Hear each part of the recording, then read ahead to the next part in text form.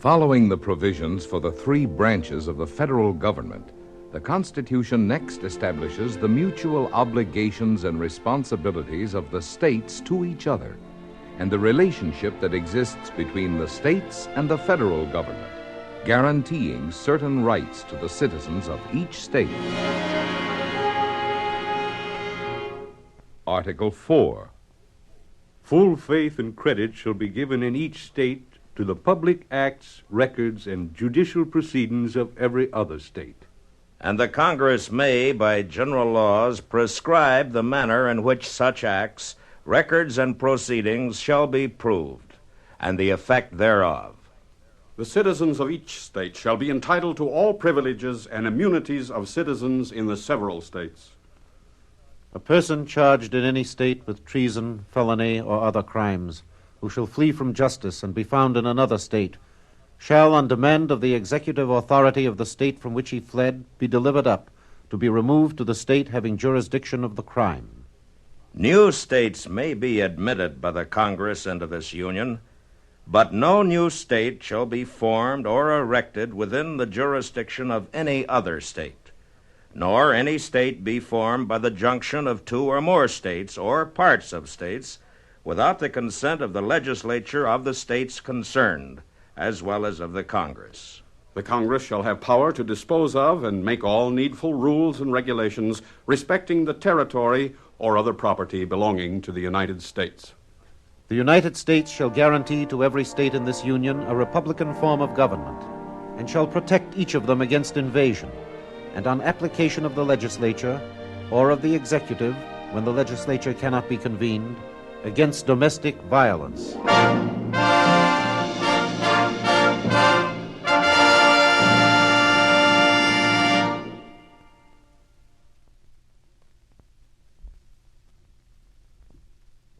Article 5.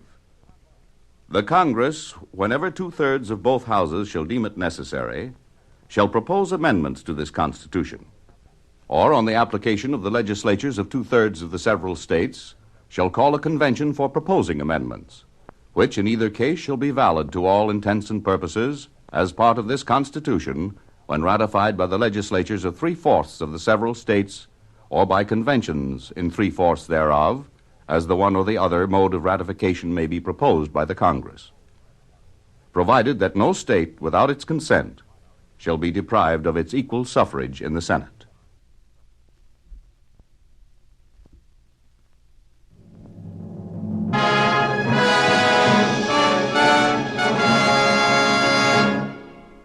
Article 6. This Constitution and the laws of the United States which shall be made in pursuance thereof, and all treaties made or which shall be made under the authority of the United States, shall be the supreme law of the land. And the judges in every state shall be bound thereby, anything in the Constitution or laws of any state to the contrary notwithstanding. The senators and representatives before mentioned, And the members of the several state legislatures, And all executive and judicial officers, both of the United States and of the several states, shall be bound by oath or affirmation to support this Constitution.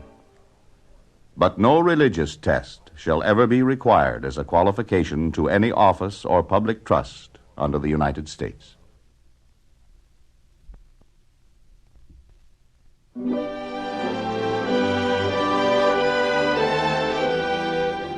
It was a truly inspired design of government that the Convention of 1787 created. And yet, as many of the delegates were aware, it had one basic weakness. The Constitution was not explicit enough about the rights of individuals. Time and again in the state conventions to which the Constitution was submitted for approval, the need for additional safeguards was urged. In the case of several states, ratification of the Constitution resulted only after assurances were given that these safeguards would be provided by early amendment. This was the first order of business of the first session of the First Congress of the United States. In September of 1789, the Congress submitted to the states a group of proposed amendments which would protect and preserve certain fundamental rights of the people against encroachment by the newly created federal government. These proposed additions to the Constitution were known as the Bill of Rights, a name which has lasted through the ages and become a living symbol of democratic free government throughout the world. As ratified by the states, these are the first 10 amendments to the Constitution. Amendment 1. Congress shall make no law respecting an establishment of religion, or prohibiting the free exercise thereof, or abridging the freedom of speech, or of the press, or the right of the people peaceably to assemble and to petition the government for redress of grievances. Amendment 2. A well-regulated militia being necessary to the security of a free state, the right of the people to keep and bear arms shall not be infringed. Amendment 3. No soldier shall, in time of peace, be quartered in any house without the consent of the owner, nor in time of war, but in a manner to be prescribed by law. Amendment 4. the right of the people to be secure in their persons, houses, papers, and effects against unreasonable searches and seizures shall not be violated. And no warrant shall issue but upon probable cause, supported by oath or affirmation, and particularly describing the place to be searched and the persons or things to be seized. Amendment 5. No person shall be held to answer for a capital or otherwise infamous crime unless on a presentment or indictment of a grand jury, except in cases arising in the land or naval forces or in the militia, when in actual service in time of war and public danger. Nor shall any person be subject for the same offense to be twice put in jeopardy of life or limb.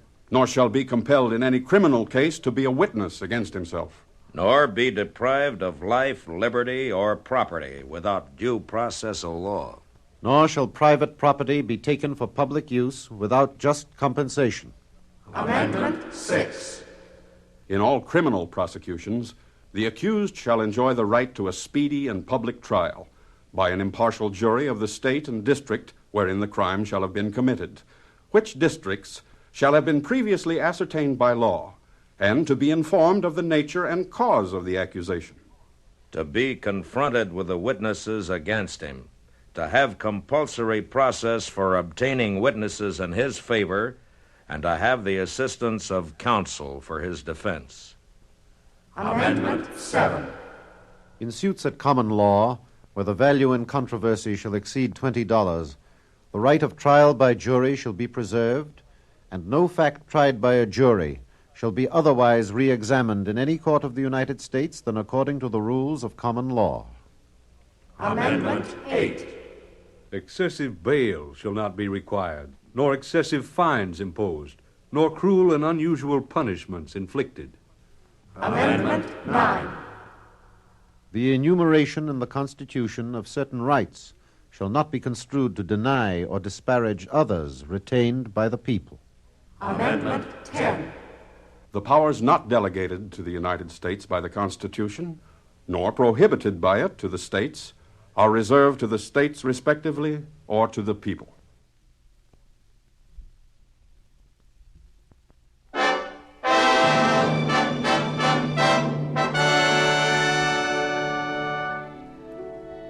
Seven years after the Bill of Rights was added to the Constitution, another amendment was ratified. This limited the powers of the federal courts in dealing with matters primarily of concern to the states. Amendment 11. The judicial power of the United States shall not be construed to extend to any suit in law or equity commenced or prosecuted against one of the United States by citizens of another state, or by citizens or subjects of any foreign state.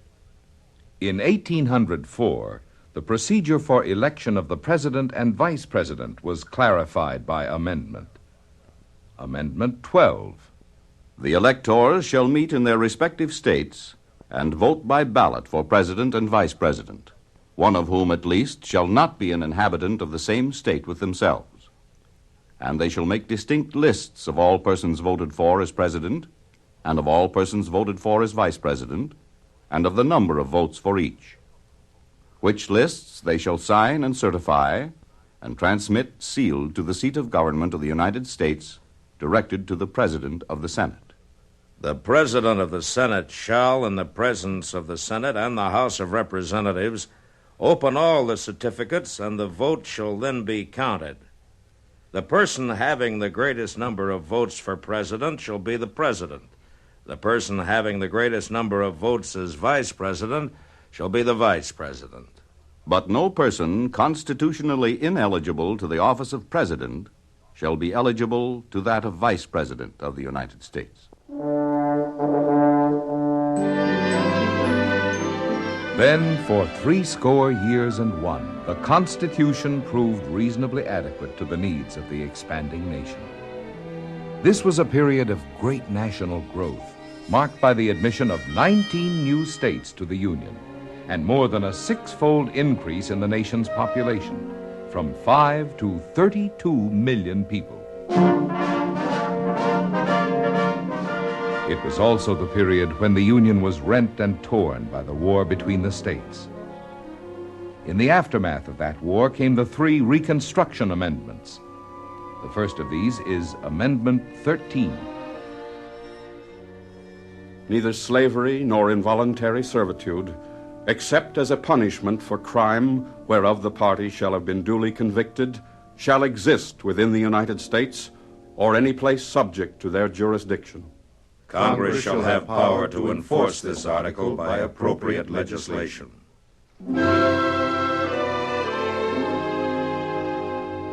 Amendment 14. All persons born or naturalized in the United States and subject to the jurisdiction thereof are citizens of the United States and of the state wherein they reside.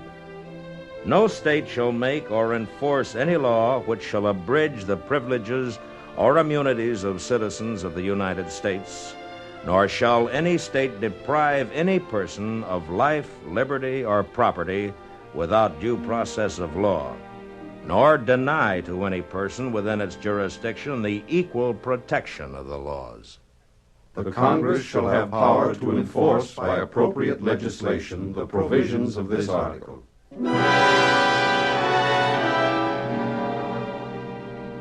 Amendment 15. The right of citizens of the United States to vote shall not be denied or abridged by the United States or any state on account of race, color, or previous condition of servitude. The Congress shall have power to enforce this article by appropriate legislation. 43 years passed, until in 1913 the power of the federal government to tax incomes was assured by Amendment 16.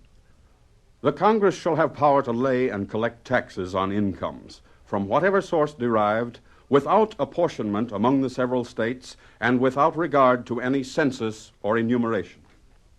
The same year, a significant and fundamental change was made in the method of selecting senators. They had previously been chosen by the state legislatures. Amendment 17 provides for their direct election by the people. The Senate of the United States shall be composed of 2 senators from each state, elected by the people thereof, for 6 years, and each senator shall have 1 vote. When vacancies happen in the representation of any state in the Senate, the executive authority of such state shall issue writs of election to fill such vacancies, provided that the legislature of any state may empower the executive thereof to make temporary appointments until the people fill the vacancies by election, as the legislature may direct.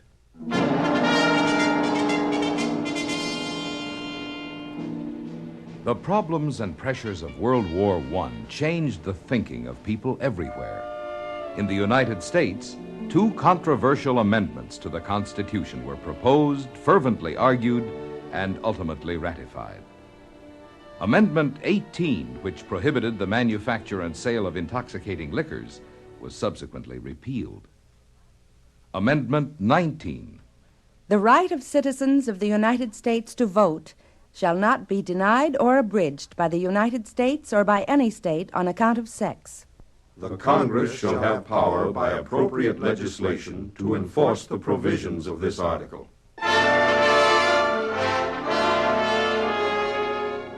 In 1933, the need for 2 more amendments was recognized, and they were enacted by the people. Amendment 20 modernizes certain of the Constitution's original provisions to bring them in line with the realities and requirements of the 20th century, and thus provide for a more efficient functioning of the federal government. The terms of the President and Vice President shall end at noon on the 20th day of January, and the terms of Senators and Representatives at noon on the 3rd day of January. The Congress shall assemble at least once in every year. And such meeting shall begin at noon on the 3rd day of January, unless they shall by law appoint a different day. If at the time fixed for the beginning of the term of the President-elect shall have died, the Vice President-elect shall become President. If a President shall not have been chosen before the time fixed for the beginning of his term, or if the President-elect shall have failed to qualify, then the Vice President-elect shall act as President until a President shall have qualified. And the Congress may by law provide for the case wherein neither a President-elect nor a Vice President-elect shall have qualified, declaring who shall then act as President, or the manner in which one who is to act shall be elected. And such person shall act accordingly until a President or a Vice President shall have qualified.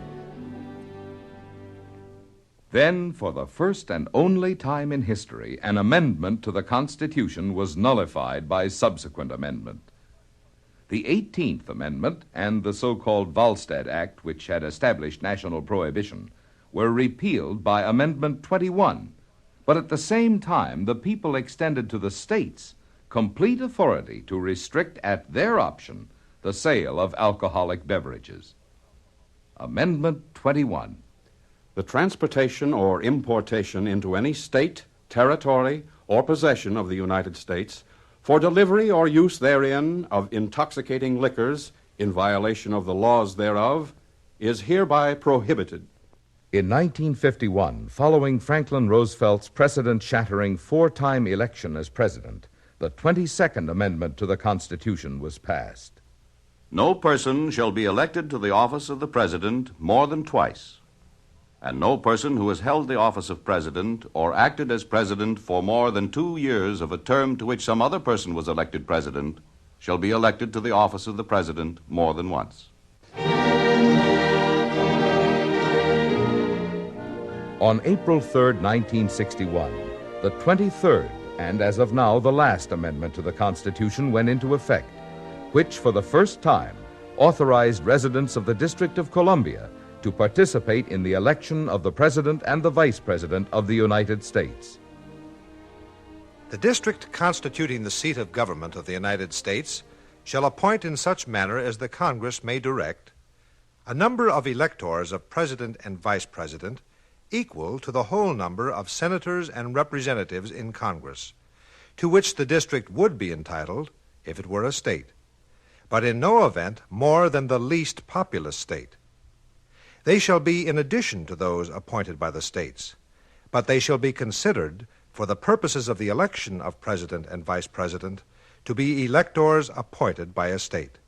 And they shall meet in the district and perform such duties as provided by the 12th article of amendment.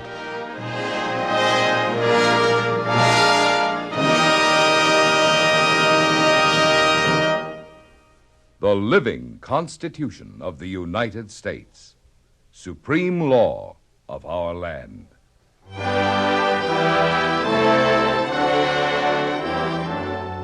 I pledge allegiance to the flag of the United States of America and to the republic for which it stands, one nation, under God, indivisible, with liberty and justice for all.